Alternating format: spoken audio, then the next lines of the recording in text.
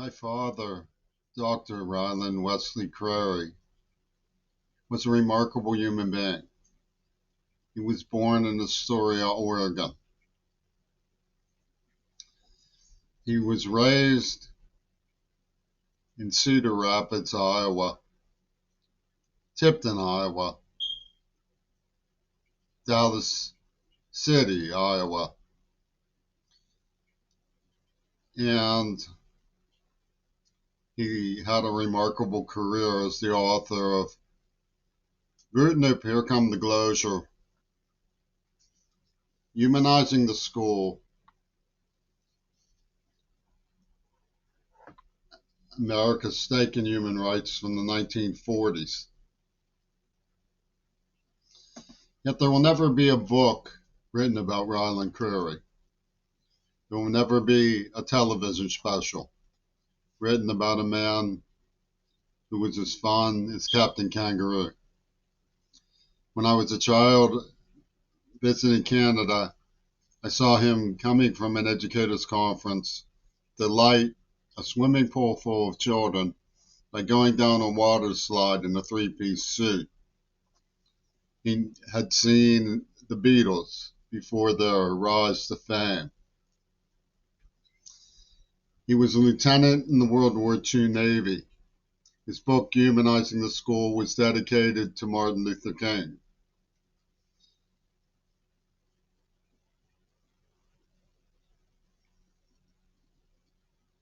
He raised me as a scholar and a poet.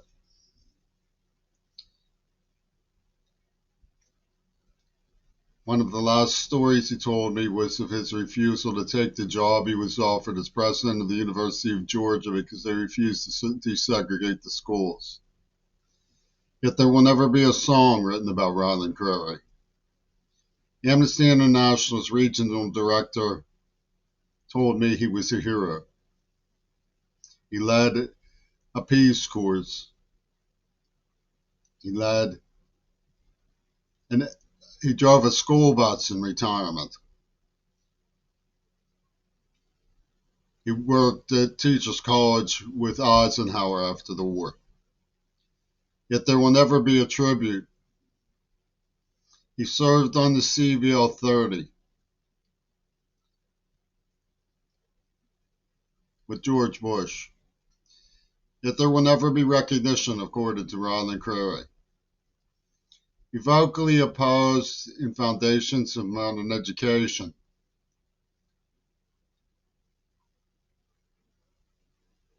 the Vietnam War. Yet there will never be peace surrounding his name because of Barack Obama, his Two Virgins Pussy Ball war game, lies told about me by Evan Nauer and Carnegie Mellon and Deborah Martin. He was never credited for his work. He was never investigated when he was murdered, even though he was senior faculty of University of Pittsburgh. The labor markings and Civil War graffiti that defaced his obituary were never made a topic of police review because of cancel culture. They claim that he married a Jewish lesbian, and she backstabbed him with horrible brutality, making him out to be a clone. And you know the type of stories that cancel culture tells. He battled his long, hard career to open doors for black people in public education. That he was up against Nelson Harrison. I was kidnapped, tortured, horribly gassed, dealt a Manson ordeal, deafened by the criminally insane. And Nelson Harrison called it a provincial norm to defend the KKK with the powers of the Pittsburgh NAACP. There will never be recognition or flowers. When I was poisoned in the heart chemically castrated and led into Parkinson's disease. No one sent me flowers. I received one card from a bookstore, a video store, a Japanese video store manager in Seattle. There will never be any tears over the loss to the criminally insane of Ryland Wesley Crary because of the Pittsburgh Zionist community. Ian Wademaker took me to a film when I was a child called The Incredible Two-Headed Transplant.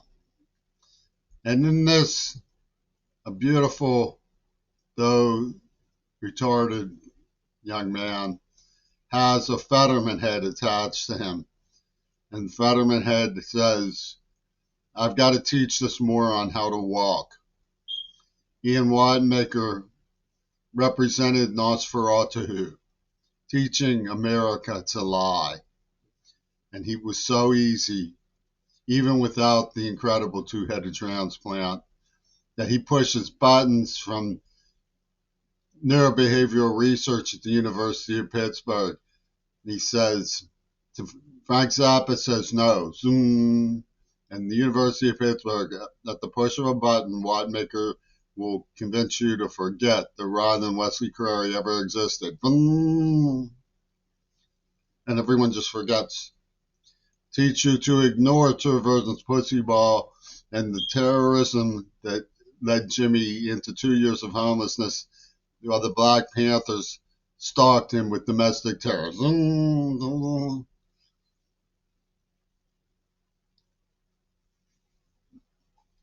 And of course, my father admired, as so many people do, for their gumption and their intellect in English. He called King Crimson a good bunch of bums, which they were not. They're terroristic hate criminals, Satanists, murderers. But there will never be recognition that my father was considered a hero by many who met him, that he chose to drive a school bus in his retirement, that he was murdered by the correctness movement that tortured and poisoned me in the mouth in Seattle. They tortured, but of course, the unions in Pittsburgh know how to pay their dues. Jimmy was so special that with the British, they decided to pizza chef deliver him a virgin. There, now we're settled. All is paid for. As I say, he raised me to be a scholar. I looked for precedent. I found a book about the incredible two-headed University of Pittsburgh, written by, it's just an analogy, written by Thomas Mann. It's called This Piece. It came out in probably 1938. Yeah, 1938.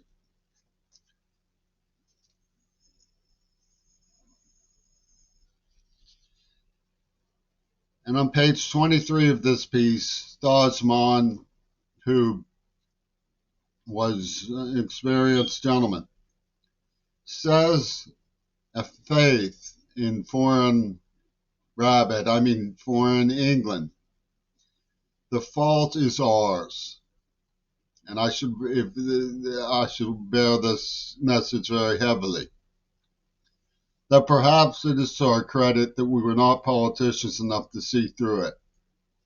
Despite all that had gone before, including the transparently disingenuous and disgraceful comedy of non-intervention, carried out by England in favor of Franco, we could not credit the prospect of such heaped-up knavery and maneuvering. Our simplicity was culpable.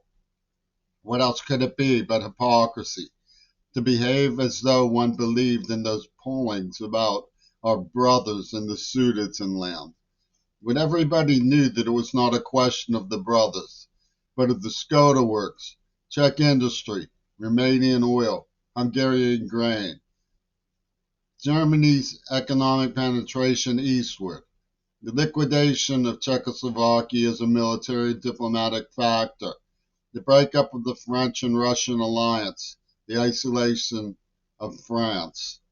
Our distress mounted intolerably,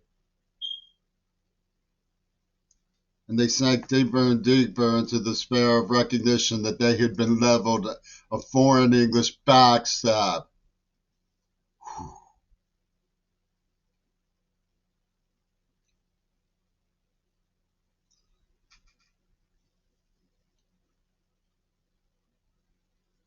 My father will never be memorialized and he will never be remembered. And the reason is clear. For all their pullings about Leslie Katz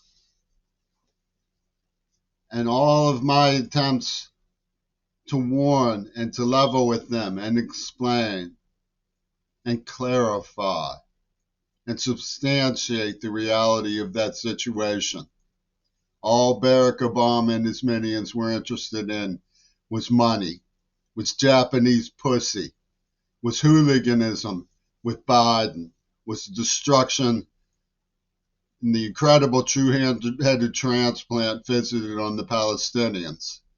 My father loved the Jewish people. And the Nosferatu who participated in murdering him. He refused to even fly through German airspace. He loved, at the expense of his relationships with all his other children, his Jewish son most of all.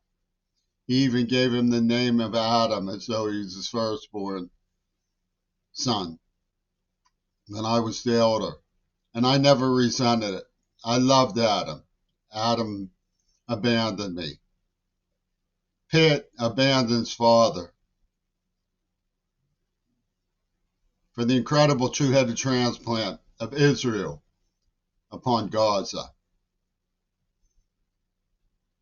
And thanks to Evan Nauer, Deborah Martin, and the Crow Flies, no one ever said thank you for his long, unlucky career at that horrible, horrible place called Pitt.